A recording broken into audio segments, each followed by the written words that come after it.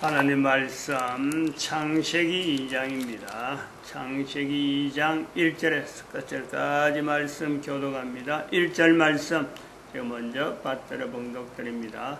천지와 만물이 다 이루니라.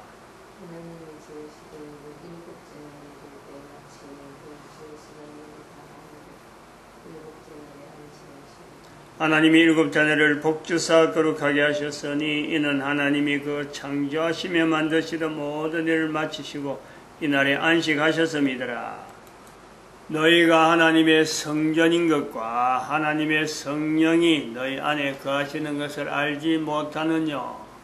모든 정사와 권세와 능력과 주관하는 자와 이 세상과 오는 세상이 일컫는 모든 이름 위에 뛰어나게 하시고 또 만물을 그 발 아래 복종하게 하시고 그를 만물 위에 교회의 머리로 주셨느니라. 교회는 그의 몸이니 만물 안에서 만물을 충만케 하시는 자의 충만이니라. 에베소서 1장 21절, 22절, 23절에 나오는 상황, 예수님을 만물을 그 발 아래 두고 예수님을 또 모든 이름 위에 예수님 당시에 있는 이름뿐만 아니라 이 세상과 이 세상에 있는 모든 사람 이름을 사람을 이야기하고 또 그 이름이라고 하는 데는 사람보다도 더 귀하게 여기는 당시 헬라사에서 사람보다 더 귀하게 여기는 이름으로 신의 이름이 신의 이름. 그렇게 사람이 일컫는 모든 이름, 그 이름 위에 예수 그리스도를 두고 하는 이런 표현이 있단 말이죠. 그 내용을 창세기 2장에 들고 오면요, 그대로 사도 바울이 나타내려고 하는 그 요소를, 어떤 정체를, 그 어떤 그 이력을, 만물에 대한 이력이나 이름에 대한 이력이나 또 그걸 높게 둔다, 낮게 둔다, 발 아래 둔다, 그런 내용이요, 여기 창세기 2장에는 너무너무 구체적으로 나와 있다. 그 기본적인 내용이 나와 있다. 그러면은 우리가 이걸 보면서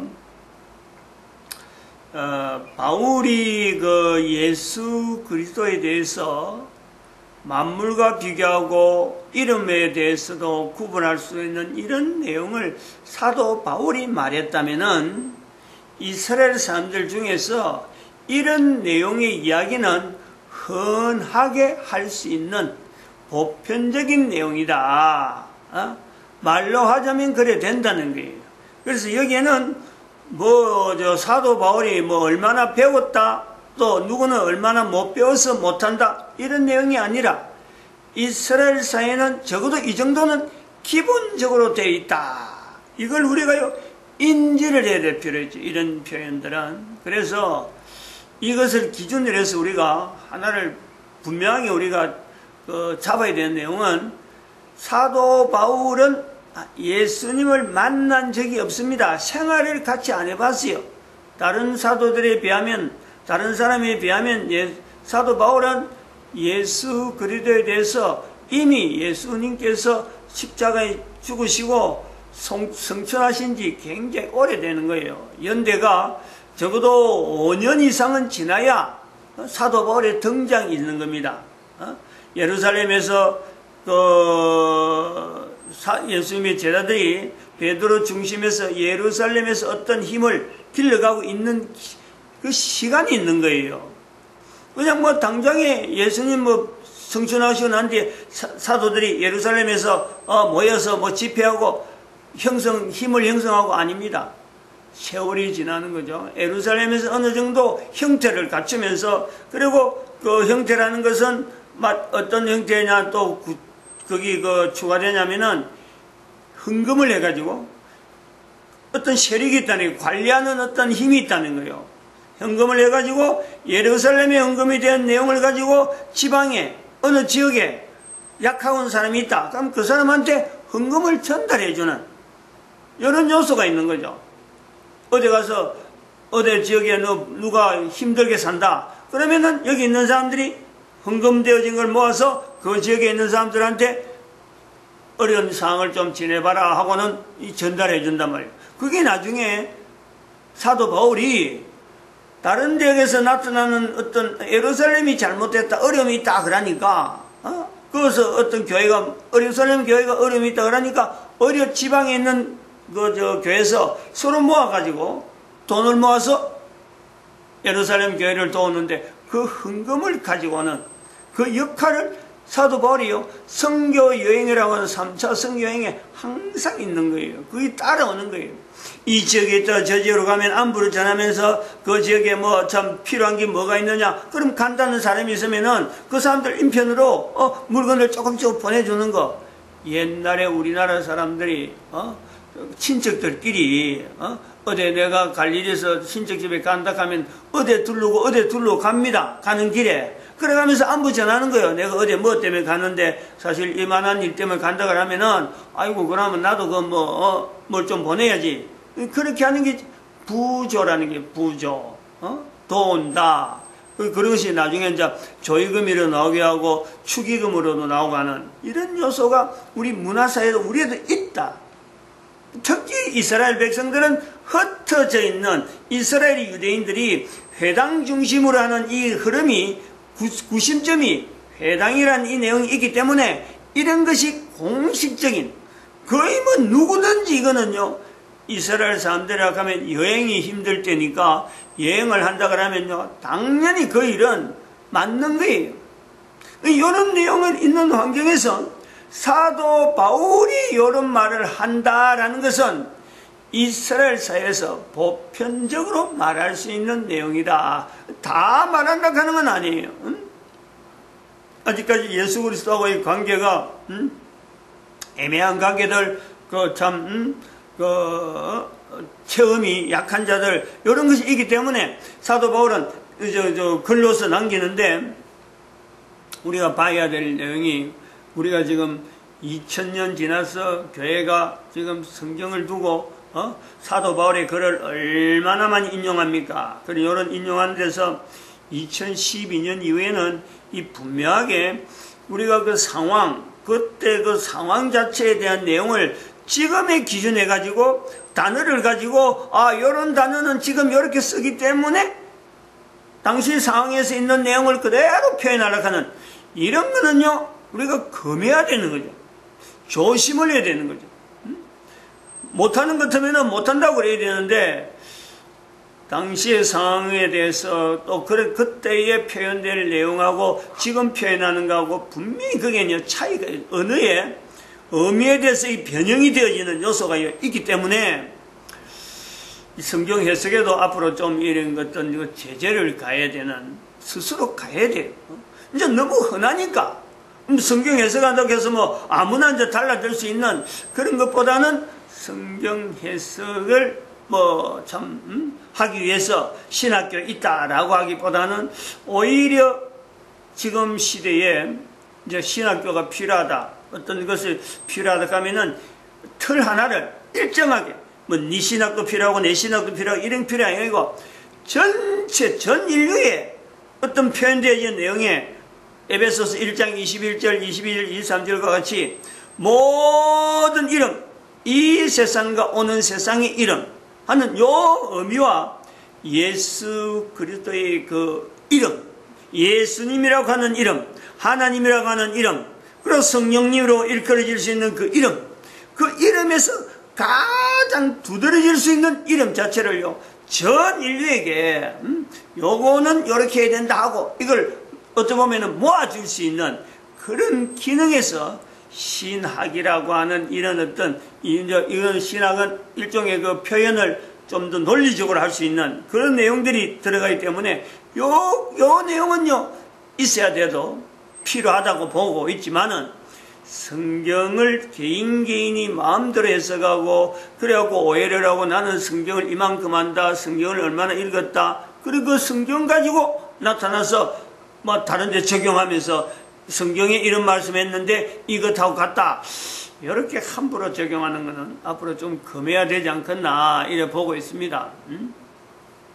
이런 어떤 내용을 가지고 볼 때 사도 바울의 그 글 전체를 사도 바울이 공부를 많이 했으니까 이런 말 한다, 요 말은 빼는 게 좋다 이거지. 절대 그 말은요, 옳지 않는 거예요. 공부를 아무리 많이 해도 성경의 문장 한 문장도요, 개입 못하는 사람들이 얼마든지 있습니다. 지금도 마찬가지예요. 그러니까 사람들이 지금 우리가 성경을 가지고 이래 한다고 또 참 다른 사람들한테 성경을 알려준다 할 때 항상 거기 보면요, 지금 이게 사람들이 지금 배우는 사람들이 수준이 얼마나 되고, 그 다음에는 이걸 알아들을 만한 수준이 된다 안 된다, 안 되면 뭐 좀 너무 낯 놓고 기억자도 모르는 사람이기 때문에 이거는 참 이야기해봐야 소용도 없다, 이런 내용을 가지고 성경은 접근하는 것이 아니다 이거예요. 성경은 철저하게요. 우리 그런 개념들이 사도 바울이 가는 이 요소에 있는 거예요. 뭐 어마어마한 공부를 한 사람들인데 예수를 믿어가지고 이런 표현을 했다. 이런 연결성은요, 앞으로 끊는 좋다. 어디로 들어가야 되느냐? 창세기 2장 1절로 가야 돼요. 창세기 2장. 교회, 천지와 만물이 다 이루니라. 창세기 2장에 들어가서 내용을 보면은 이거는 일자 무식이라도, 글자를 모르는 일자 무식이라도요, 이 내용에 대해서 찬찬히 읽어주고 찬찬히 해주면요, 그 사람 개인의 현재 상태와 그 사람이 앞으로 자손들이나 또 그 자손들이 어떤 상황에서 흩어질 수 있는 수많은 그 어떤 자손들, 나타날 수 있는 자손들의 그 어떤 장래 문제까지요, 분명히 여기서는 언급이 되어질 수 있고, 장래에 대해서 축복이 될 수 있는지, 안 그러면 참 그런 걸음을 걸어서는 안 되는 내용으로 나타나는지를 여기서는요, 다 내용을 설명을 해낼 수 있단 말이에요. 이야기만 들어도, 내용만 전해 들어도 잠깐만 힌트 주면은요, 뭐 학교 근처 안 간 사람도요, 다른 사람 다니야말로 학교 근처가 아니라 부모가 없이 고아라고 하더라도 사춘기라고 하는 그 시간을 만날 때에 창세기 2장에 있는 이 내용을 통해서 한 사람 한 사람의 어떤 위치가, 하나님께서 주어지는 그 위치, 아담에게 주어질 수도 있고 하와라고도 주어질 수 있는 그 위치가 분명히 있기 때문에, 사람들이 만들어 놓은 교육을 받은 사람이면 받은 사람이로, 어릴 때 그 교육에고만 찌들어 있는 사람은요, 어린 사춘기 때 이거를 놓칠 수 있는 경향이 훨씬 많아요.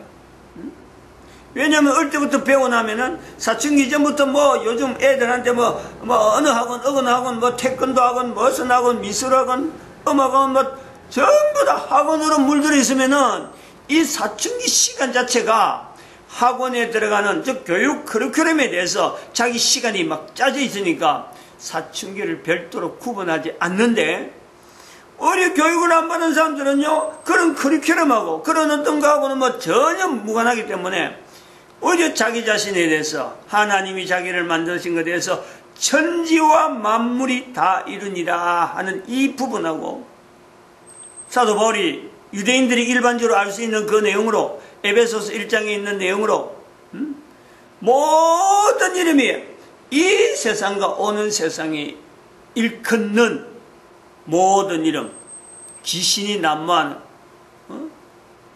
우리가 지금도 우리는 지금 모른 채도 참 교회에서는 이런 내용을 듣기 힘들지만은, 사람들이 조금 어려우면 어디로 가냐면 전부 다 무당한테 찾아요. 무당 평소에는 안 찾아가는데 어려움이 있다 가면요, 교회는 안 오고 무당한테 가네. 무당은 뭐한 사람이냐? 자기 나름대로 이름을 가지고 있는 거예요. 무슨 귀신, 무슨 신이라 하는 걸 가지고는 사실은 귀신인데, 옛날에 죽은 사람들, 옛날에 유명했던 사람들, 그런 사람들 이름을 오히려 도용하면서 나는 아무의 신이 내한테 있다, 그래서 나는 앞으로 되어질 일을 예언한다, 그 가는 거예요.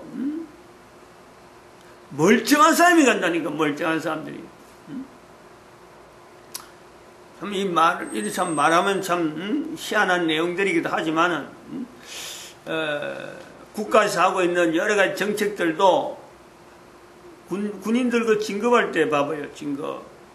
군인들 진급할 때 부인들이 진급 다냐말로 중위에서 대위 진급한 이런 것 정도는 아니고 영관급, 대위에서 소령 진급한다, 그 다음에 대령에서 준장 진급한다. 이 진급할 때, 이래 계급 자체가 다르고, 위관급, 영관급, 장관급, 이런 별하고 다를 때요, 요거 하면, 이동하면은 엄청난 진급이 다르거든. 그럴 때 부인들이 찾아가는 곳.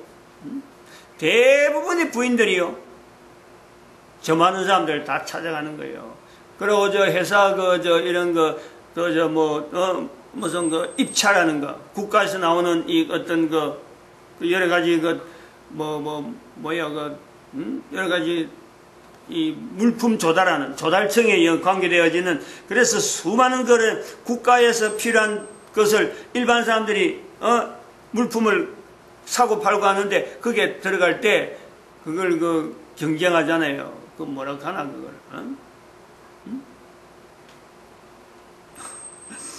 뭐 자주 쓰는 건데도 불구하고 금방 안 나오네요. 그런 거, 건물 같은 거 이런 거 부도 나가지고 막 올라갔을 때 경매, 그 다음에 또 입찰, 뭐 하는 이런 내용들이요. 이런 거 들어가는 사람들을 하는 거는 다른 사람보다 좀 많이 하려고 예언 해가지고 뭐 점수 어떻게 바로 낙찰금을 알아내는 그런 무당들 말이야 막 사가지고 막 투입시키고 이러는 거예요. 아무튼 이 내용이 지금 여기 창세기 2장 같은 이런 내용을 계속해서 우리가 이야기하는 내용은 지금 현재 창세기 2장의 이 내용 자체를 누구나 자기 거로 만들 수 있는 시점에서, 그것을 우리가 사춘기라고 보는 이 내용은 2012년이라는 연대를, 그게 2012년은 수천 년이라고 하는 인류사에 수만 년이라고 볼 수 있고 수천 년이라고 볼 수 있고 어마어마한 연대를 가지고 오는 중에 2012년이에요. 그러면 2012년에 창세기 2장을 내다봐서 지금 사도 바울의 내용과 헬라 시대의 어떤 상황을 내다보고 그 다음에는 에덴 동산에 들어갈 수 있다 하는 이 내용은요, 이걸 사춘기 때 이걸 할 수가 있다면은 개인이 사춘기 때 이런 부분에서 어떤 시각이 이거 어마어마한, 이건 뭐 참 이 어떤 좀 구조기도 하고 조지기도 하거든요. 참 말을 내가 참 버벅거리는데 엄청난 내용이 있단 말이에요. 엄청난, 이걸 압축하는 거 아니에요. 지금 요 안에 있는 거는 2012년에 있는 내용, 그 이전에 있는 모든 내용을 지금 압축해서 창세기 2장 쪽으로 들어갈 수 있는 데에 하나의 사도 바울의 표현과 창세기 2장에 있는 이 표현을 지금 하나로 보려고 하는, 성경에 있는 내용에, 신약과 구약에 떨어져 있는 내용에, 그리고 옛날에 살았던 사람들의 그 하나님에 대한 표현과 귀신에 대한 이런 내용이 다 엉어리가 다 돼 있는 그 요소가 창세기 2장 1절에도 있고 지금 사도 바울의 표현에도 그대로 있다. 이것을 가지고 계속 사춘기 때에 자기 스스로와 더불어서 내가 한 인간이 어떻게 살아가느냐, 그래서 내 개인의 능력이 얼마냐 하고 이 고민을 할 수 있는 때에, 이때야말로 백지죠. 백지. 하얀 종이란 말이에요. 하얀 종이. 이 하얀 종이에 이미 그 하얀 종이이면은요, 사실은 시커먼 우리 환경이, 그래 인간의 환경이 어마어마하게 시커머져가지고 거기서는 빛 하나, 창세기 1장에 빛이 있어라 하는 그 말씀에 따라서 빛이 있어도 뚫히지 않을 것 같은 시커먼 내용이 그 뒤에 있는데, 거기에다가 백지가 있는 내용이, 이게 우리가 사춘기라고 봐야 되는 거예요. 여기에 만약에 시커먼 걸 그대로 송곳이나 이런 가지고 갈겨서 찢어버리면요, 그 인생 전체가 보장이 못 되는 거예요. 보장이. 그만큼 지금 위기를 가져야 돼. 근데 여기에 참 사도 바울이 표현하려고 하는 것처럼 하나님에 대해서 정교하게 이 사춘기 때 표현하려고 하는 언어들이, 개인이 쓰는 말들이요, 굉장히 사실은 이게 정교하고 얼마나 참 귀한지 모르는 거죠. 말을 배우는 거 애들 때는 뭣도 모르고 배웠는데 이제는 자기의 정체성과 더불어서 사회에 돌아가는 여러 가지 내용을 이제는 하나하나 내가 내 말을 한 걸 갖고 내가 귀로 들으면서 이게 무슨 말인지 하고는 확인하면서 가는 때이기 때문에요. 이 보통이 아니라니까 이때가. 이 접목되어진 이때가. 근데 여기에 사도 바울의 고민에 있는 내용하고 그 다음에 창세기 2장에서 나타난 그 고민의 내용을 내가 현재적으로 사춘기라고 하는 그 요소를 만나면서 고민해 간다. 그 한 개인의 장래에 대해서요. 뭐 누군지는 모르지만 누가 그래 한다고 하면요. 저는 분명히 보장합니다.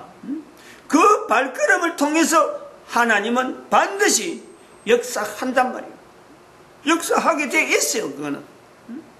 사도 바울이 말한 것 에베소서 1장에 있는 교회라고 하는 것은 당시에 흔해 빠진 거예요.